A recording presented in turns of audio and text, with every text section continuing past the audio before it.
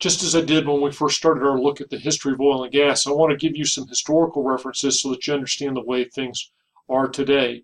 Not surprisingly, when the commercial development of oil and natural gas came about, they looked back to historical precedent and they looked at mining laws because, again, something very similar. So, for example, in 1853, uh, there were some court decisions that came out that established basically 5 years as the normal length of a mineral lease, and so that continued into the oil and gas era. Although you're going to see that there are excursions around that. The thing I want you to see is it's 5 years or really 3 years a lot today instead of 20 years or 50 years. Also, one thing that they had to grapple with was the fact that oil and gas weren't like, for example, coal or gold, where it didn't move around underneath the surface. Because they're fluids, oil and gas can move, and that's where they came up with the idea of the rule of capture. In other words, you don't own it until you bring it to the surface and control it. And that also came up with some issues about offset drilling because they understood that oil would cross boundaries, legal boundaries and ownership boundaries. And so then they started to have rules about, well, you have to be set back so far. And you're going to see when at the end, I'm going to give you some current state of play of Texas laws. You're going to see that that's established in law. A lot of that came out of the experience of the Black Giant, where they not only put in pro-rationing requirements that we talked about earlier in the class, but they introduced spacing requirements. In other words, the wells can't be so close. And this was the idea of trying to allow the use of the reservoirs more efficiently by not poking too many holes in the ground. Also, you'll sometimes commonly hear a term like a Producer's 88 or a Special Form 88. The history of this is there was a printing company in Oklahoma that liked to number their forms sequentially, and someone brought them an oil and gas lease, which they then set in type and they produced, and it was form number 88. Along the way, that form number 88 picked up mythical positions, and people like, well, I won't sign it unless it was a standard form 88. In reality, there never was any standard form 88, and there never is today. It's not like anybody agreed and set upon a standard, but you'll still hear that terminology. And what it really connotes today is just the terms that are commonly accepted in an oil and gas lease. Well, let's look at some of the specific terminology. So you see this fee simple property, it's the ownership, it's the right to use one's wealth. That right is implemented often through a lease where the fee owner leases to an exploration and production company the right to develop and profit from the development of the oil and gas minerals. So the lessor, very importantly, is the mineral rights owner. The lessee is the oil and gas company that is seeking to develop those minerals. Consideration is the money given to the lessor to make the deal.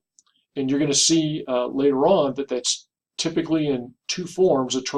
One term I'll introduce down there. One is an acreage fee paid up front, and the second is a continuing royalty stream. And the royalty stream is the cut that the mineral rights owner gets to keep from the ongoing production. And very importantly, the royalty is paid before almost all expenses are deducted. There are a few expenses that can be deducted, but very, very few. So if you simply say before expenses are conducted or deducted, you're basically correct, except taxes. The royalty owner pays his or her share of the taxes, which varies from state to state and can in some states be pretty significant. And then a very important term is that the lessee is 100% of the what's called the working interest. And you'll see that abbreviated WI. So that's what the lessee obtains. What tends to be the dominant legal issue here? Is it federal law or state law? Well, an oil and gas lease is a contract. And for the most part, contract law is state law. So when you talk with someone about oil and gas law, it's a state law and a state issue, particularly as opposed to the leasing. For example, Louisiana, which has the French tradition of law, has significantly different oil and gas laws than do its surrounding state neighbors.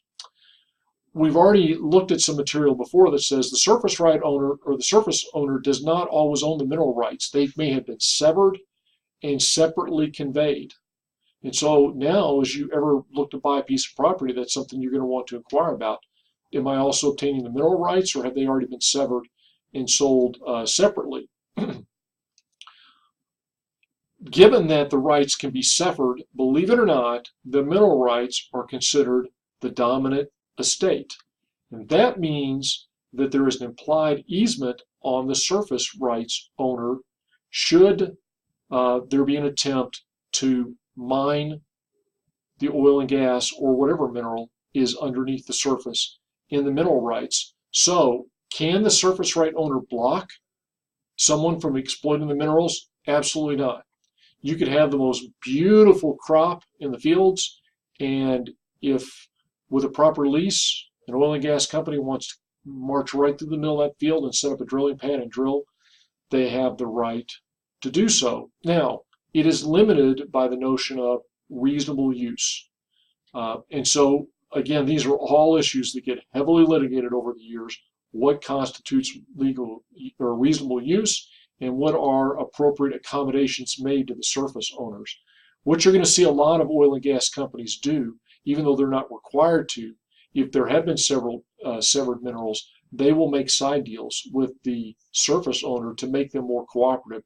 Because you can imagine, really not very popular with you, the surface rights owners, if somebody's going to come onto your territory and do that oil and gas thing, and you don't make a penny from it.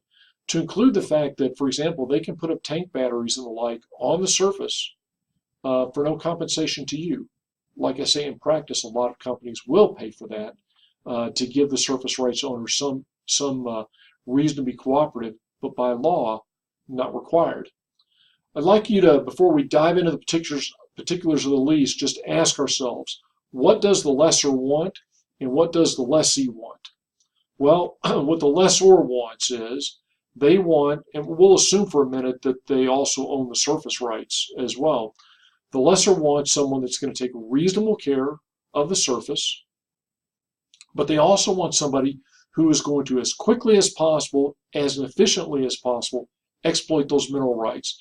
They don't want somebody that's just going to poke around, do a half-hearted job, or do it badly. So they're interested in getting the very best operator to do the operation, and for the operator to do it quickly with maximum efficiency to fully exploit the value of the land. Well, what does the lessee want? The lessee wants the clear right to do this operation, which means they want to make sure that everything in the lease is done correctly. They would like to have a positive relationship with the surface owner, but they want to get about the business too. But they have some additional economic considerations that may cause them to not to want nearly as quickly as the lessor might want them to move. So their interests aren't perfectly aligned. And as you get into the oil and gas lease, you're going to see both sides kind of duking it out as to what happens.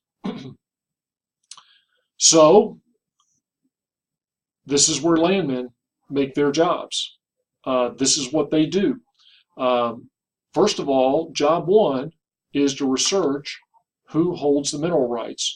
Maybe 100 years ago or 150 years ago, that was easy.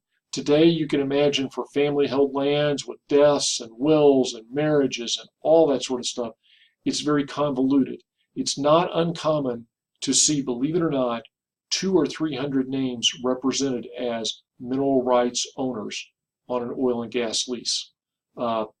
So this is a very complicated affair. So how do the landmen do their job? Well, they go back and they start researching all these things. And the county title office, abstract, used to be a great place. Today they have online tools that help them do this, but they concoct something called a run sheet that shows the ownership of the minerals over time. Sometimes they have to cure the title, which is to say now the lawyer's given a title opinion and there are issues with it, so they need to cure those issues.